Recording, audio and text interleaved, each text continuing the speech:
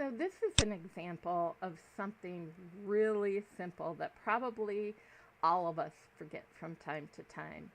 There is user Jane, and user Jane always goes in and she always types in OR as order type.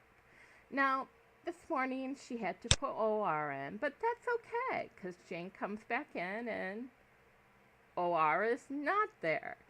That's not a good thing. So she's doing it over and over and over again.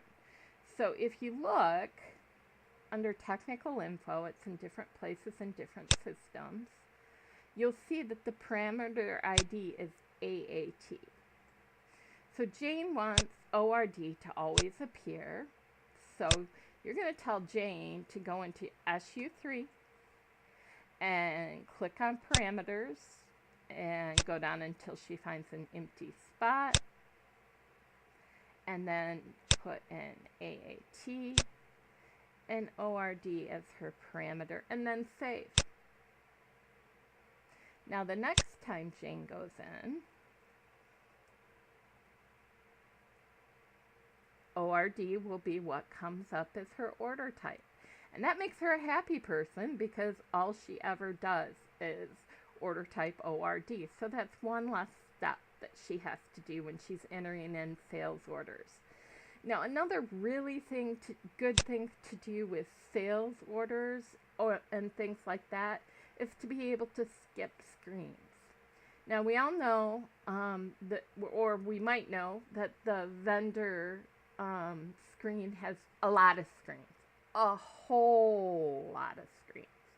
So this is one of the things we created at my company so that we could get rid of those screens. It's all one screen instead of 10 or 20, and they enter in this information. Now the problem is when the information is wrong after they saved, an error will come up.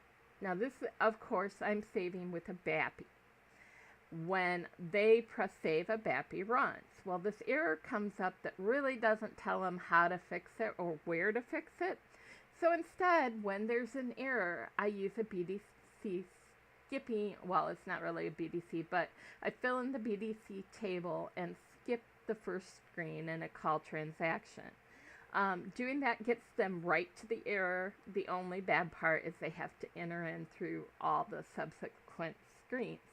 However, this has saved them a ton of time, and we didn't have the impossible journey of trying to figure out all the different errors that could show up.